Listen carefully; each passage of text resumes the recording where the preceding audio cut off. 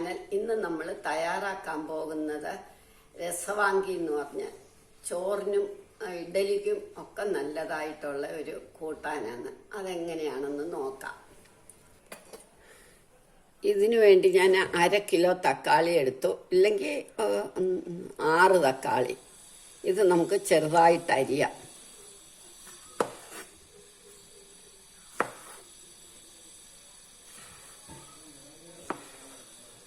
ഇങ്ങനെ അരിഞ്ഞാൽ മതി.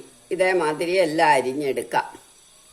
തക്കാളി എല്ലാം അരിഞ്ഞു കഴിഞ്ഞു. ഇത് നീളമുള്ളതായതുകൊണ്ട് ഞാൻ ഒരു പച്ചമുളകേ എടുത്തുള്ളൂ. അല്ലെ 2 എണ്ണം 3 എണ്ണം ഒക്കെ എടുക്കാം. അത് അവരവരുടെ എരിയയുടെ അനുസരിച്ച്. ഇതിനി നമുക്ക് അടുപ്പയിലേക്ക് വെക്കണം.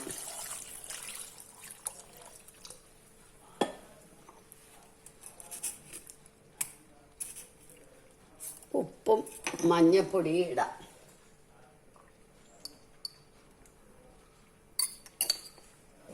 ഇനി ഇത് നമുക്ക് അടുപ്പേ വെക്കാം. ഇനി ഇത് തിളക്കട്ടെ.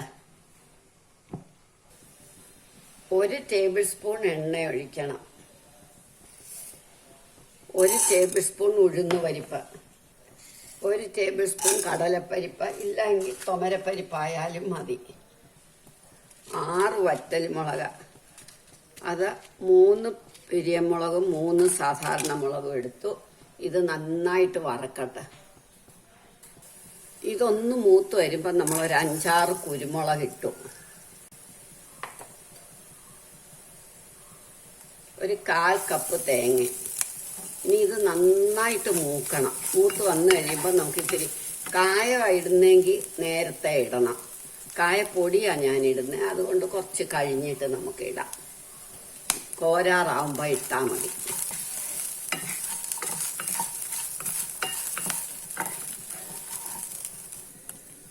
ഇനി നമുക്ക് ഇതിനകത്ത് 5-6 കറിവേപ്പില ഇടാം. മൂക്കട്ടെ, നന്നായിട്ട് മൂക്കണം.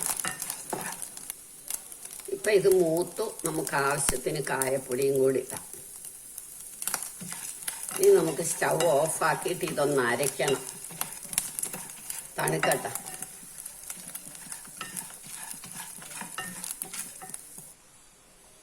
ഈ തക്കാളി നന്നായിട്ട് തിളച്ച് കഴിയുമ്പോൾ നമ്മൾ 1 ടീസ്പൂൺ പുളിസത്തൊഴിക്കണം.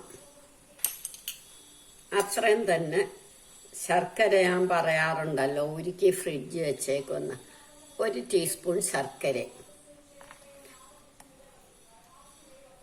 ഉരുക്കി വെച്ച ശർക്കര. അതല്ലെങ്കിൽ ഒരു കഷ്ണം ശർക്കര ഇട്ടാലും മതി. ഇനി നമുക്ക് നമ്മുടെ തേങ്ങ അരച്ചുകൊണ്ട് വരാം. ഇപ്പം ഇത് നന്നായിട്ട് വെന്തു. ഇനി നമുക്ക് അരച്ചത് ഇതിലേക്ക് ചേർക്കാം.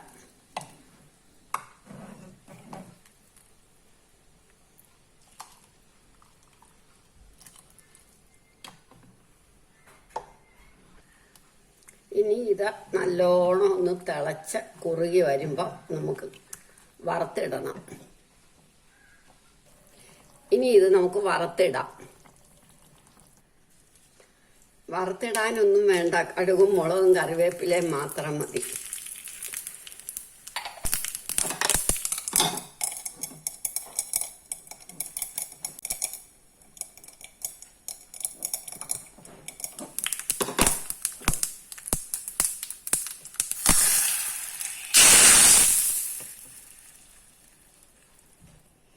ഇനി പാത്രഭാഗം ഇതിവിടെ ഇരിക്കട്ടെ.